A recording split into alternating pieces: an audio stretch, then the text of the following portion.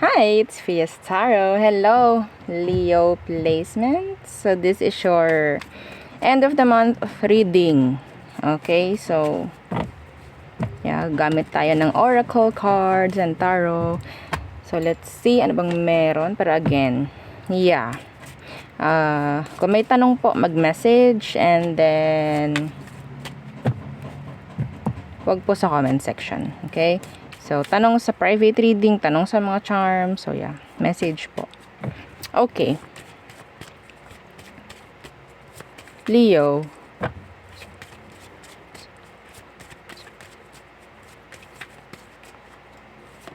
One, two, three.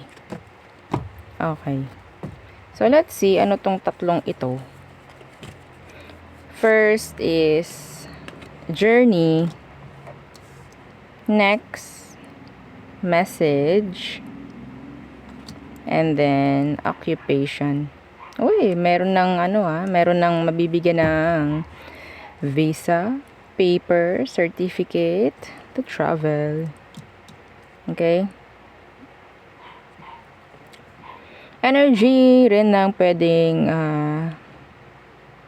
merong makakatanggap ng mensahe dahil hired ka na. Merong makakatanggap ng message about a promotion. Yeah. Merong mga ibang tao dito na magtatrabaho malayo.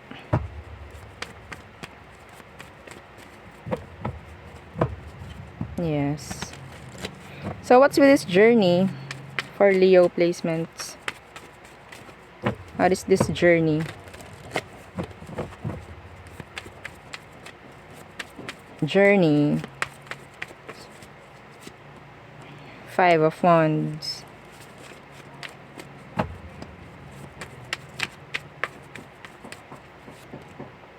Nine of Pentacles.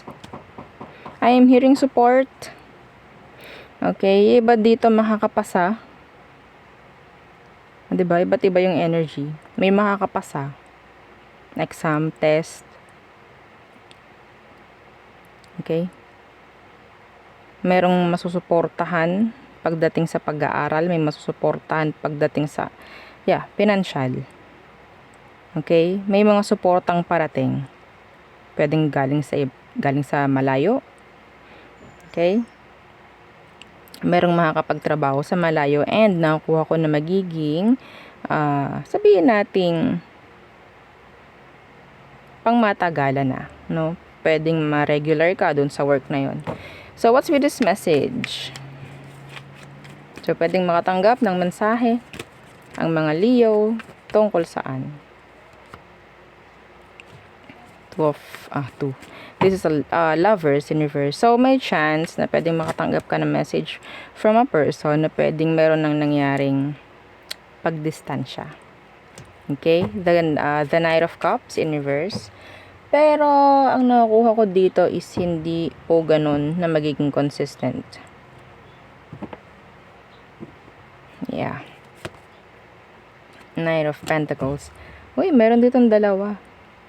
Iba dito na single, may chance po makakuha or attract ng dalawang person. Okay? Bago mag-end ang June. So, ano tong occupation? What's with this occupation? Six of Swords. Maganda ha. Oo. Kung ano man ang sabihin natin nilalakad nyo, may mga issue, may mga finifix kayo, masusolusyonan or magiging okay. Tower in reverse. Hindi naman kasi ito pababayaan or hindi ito parang babaliwalain na lang. Okay, we have here the King of Swords. Yung iba dito, may pirmahan akong nakikita. Pirma. I'm hearing closed door meetings. Okay.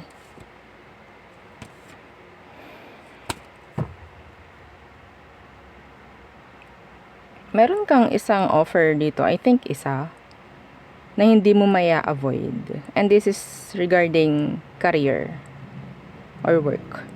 Okay? So, there. Yes. So, we have here number 10, 7, and 34. Okay. So, tingnan natin naman pagdating sa love. Anong meron? What's coming in for Leo placements? Pagdating sa love, what to expect? I'm hearing operate.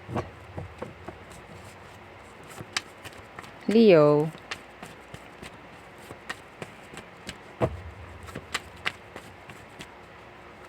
Anong meron bago mag-end ang June? The Six of Pentacles in the reverse. And the Nine of Swords in the reverse. Kung kailan mo hindi hinihingi, doon ibibigay. General po yun ha. Kung kailan mo hindi hinihingi, doon po ibibigay. Kung kailan na parang hindi mo na masyadong pinakaka-estresan, doon ibibigay. Hindi mo inahabol, doon ibibigay. Okay?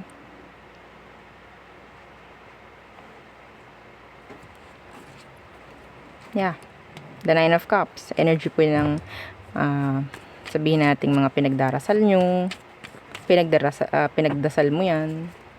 Hiningi mo yan. Okay? Pero kalaunan parang binitawan mo din. So, kung ano man yan, I don't know.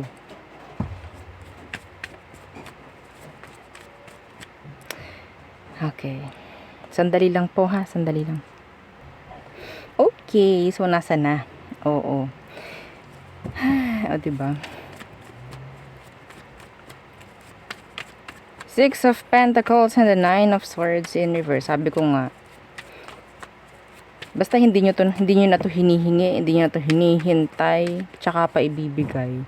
Okay, bago mag-end ang June. O, diba? Lalo kayong anuhin nun eh. Lalo kayong iimbiernahin, no? Bakit pa? No, diba? So, ano pa? Four of Cups in the reverse. The Fool. Uy, meron ditong natatakot na mawala ka ng tuluyan. Pwedeng Aries, pwedeng water sign. Magte-take risk to. May chance na mag-take risk. May chance na gawin itong taong to. Could be pagre-reach out or something. Basta patungo sa'yo. No? Okay? Yeah, pwedeng makikipag-ayos, mga ganyang bagay. Claim mo, kung gusto mo. Mas maganda yung nag-claim ng mga ganyang energy, lalo na kung alam mong deserve. No? So, ano pa? For Leo placements. Anong meron? Anong darating? Bago mag-end ang June, ano pa ang ibubuga pagdating sa love? Okay, the person na iniisip mo. Anong pwede mong i-expect sa kanya? Sino to? The Hanged Man. Okay, so, pwedeng hintayan ang nangyayari. Oo, the Five of Pentacles in reverse. Kung sino ang uuna, hindi malaman kung sino ang manguna, no? Na bumasag ng no contact kung sakali na may no contact. So, if ever, check natin, ano bang emosyon nito ngayon sa'yo?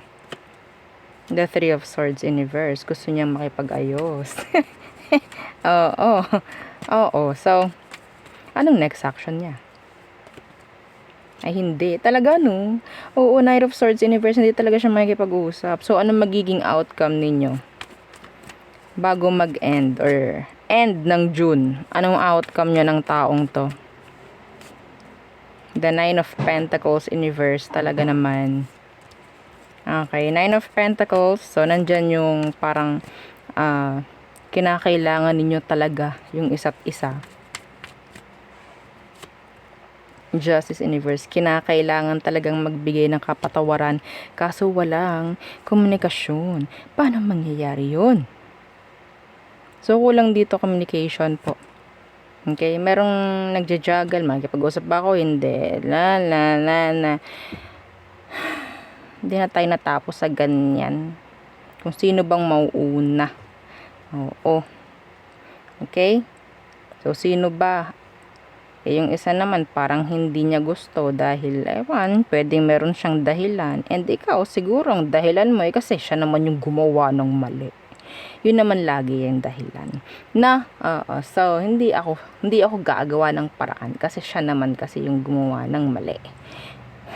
Oo. So, siya ang gumawa ng paraan para magkaayos kami. Eh, sa ngayon, hindi eh.